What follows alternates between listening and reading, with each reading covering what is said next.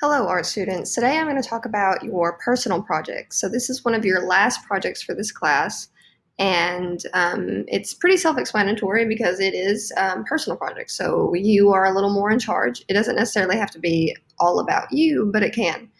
So the learning objective for this project is that students will demonstrate their understanding of the elements of art and the principles of design, which we've talked about the elements of art especially a lot throughout the class, and concept by creating a personal piece of art, and they will fully explain their concept and artistic choices in an artist statement.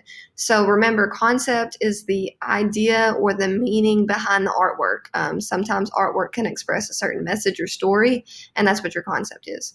So we have our project overview first, and then you're going to watch a short video clip about concept and have a discussion board about it. You're going to analyze an example artwork. You're going to complete your planning sheet to help you brainstorm ideas for your artwork. You'll finally make your artwork and then submit a photo of it and your artist statement to Buzz for me to grade. Now, since you guys are a little more in control of this project, you will get to decide what supplies you're using because that might be different for each student. So you might do pencil, you might do color pencil, you might do pencil and color pencil, you might do paint if you have it, if you want to use it, you might do markers. That's up to you. So I have some student examples on this slide, and I want to explain them a little bit so you can kind of get an idea of what you're going to be doing. So this one here in the top right, this is an example that a sixth grader did a couple years ago. And you can see these rolling hills and then this barn and windmill. And then there's a few cows walking away. It might be hard to see since the picture is small, and then clouds and the sun.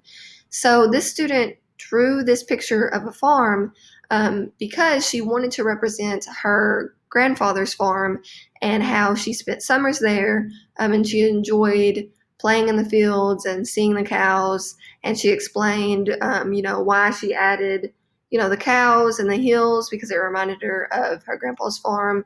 And she just wanted to create a visual representation of her memories playing on the farm there. So you can see how this image with the artist statement where she explained everything, they really go together and they do show her idea for her personal artwork. This one down here, a student drew with pencil and shaded really well a softball glove, and then they used color pencil to do the softball to make it really stand out. And they wanted there to be a big difference between this being black and white and this really standing out to make the artwork a little more interesting.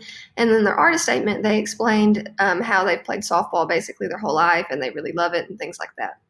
So you can see how that one shows concept as well. Again, the artist statement is going to be really crucial this time because it's going to explain your idea. So this one here, this student used oil pastels, and you can see how they blended the colors really nicely in the middle to create this purple, this blackish purple line. And this student really likes wolves, and they used wolves and color to show two different versions of a wolf. So we have the bad wolf and the good wolf here, and they explained that fully in their artist statement. And then we have this example here that is an eye that has all these colors in it, and they even colored the background so it looks like a close-up of someone's face. And what they explained to me in the artist statement is that their concept was that the eye is their eye and all the colors represent different aspects of their personality, which I thought was pretty interesting. So there's lots of different ways that you can do this project.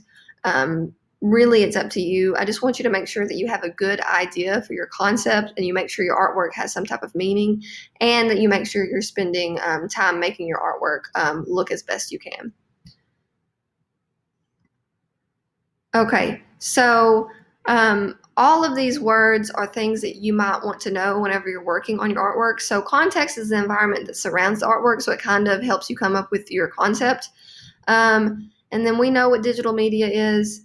Media literacy is a way that you analyze, evaluate, and create things depending on the way they are formed. So if the way you read print is different than the way you might read something else. And then your portfolio is your collection of your own work, and a venue is a place for art to take place. So when you're thinking about your personal artwork, you can be thinking about these words as well and how everything works together to create an artistic expression. When you get done with your personal artwork, you need to make sure that you take a picture of it and you upload it to Buzz, and that you complete your artist statement and upload it to Buzz as well.